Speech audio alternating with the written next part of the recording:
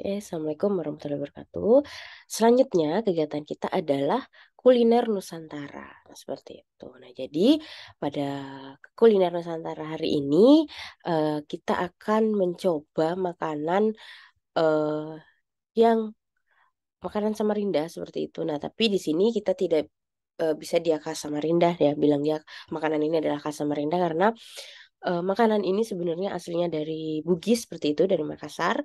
Tapi karena di Kalimantan ini banyak sekali, maksudnya dia adalah kota pendatang gitu ya. Dan kebanyakan kita dari Makassar seperti itu, sehingga makanan ini juga bisa dibilang makanan Makassar. Tapi ada juga yang bilang ini buras Banjar seperti itu. Nah, jadi kita akan mencicipi kuliner Nusantara yang eh, ada di Samarinda seperti itu.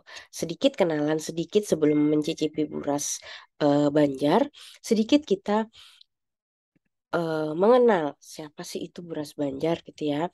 Nah, jadi beras Banjar, nah di sini buras dari kata burasa. Nah, ini adalah salah satu panganan khas masyarakat Bugis dan Makassar di Sulawesi Selatan. Panganan ini dikenal juga dengan nama lapat lontong bersantan atau burasa. Ini berdasarkan dari Wikipedia.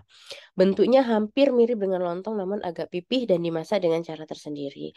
Burasa merupakan makanan yang selalu ada pada hari Lebaran, biasanya tersaji bersama coto Makassar ataupun opor-opor ayam.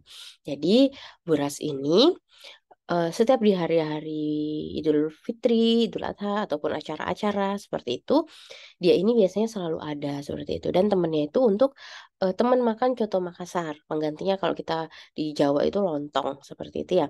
Atau bisa juga dimakan dengan opor ayam. Nah, buras ini itu terbuat dari beras yang dimasak terlebih dahulu dengan santan yang banyak hingga menjadi nasi lembek dan selanjutnya dibungkus dengan daun pisang. Biasanya dibuat menjadi dua bagian dalam satu ikatan. Ini seperti digambar seperti ini. Nah, lalu direbus hingga matang.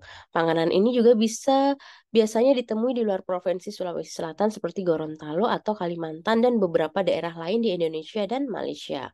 Mungkin dikarenakan banyaknya suku Bugis dan Makassar yang merantau dan menetap di daerah-daerah tersebut, sehingga panganan ini ikut menjadi bagian dari tradisi hari Lebaran di daerah-daerah tersebut. Ini juga berdasarkan dari referensi Wikipedia dan juga beberapa artikel ilmu.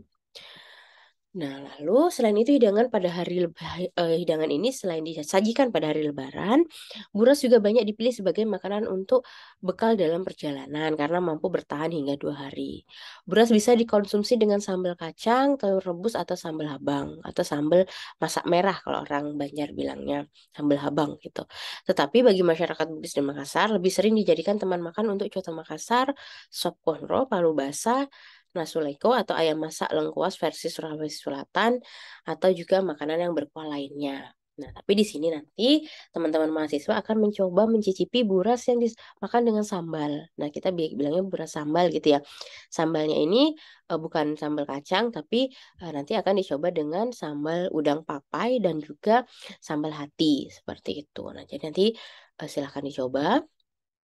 Jadi kita harus bersyukur, alhamdulillah kita berada di negara Indonesia dengan beragam ciri khas kuliner yang sedap dan nikmat. Nah, jadi silahkan nanti dicicipi burasnya sambil istirahat sejenak seperti itu sambil mencicipi buras.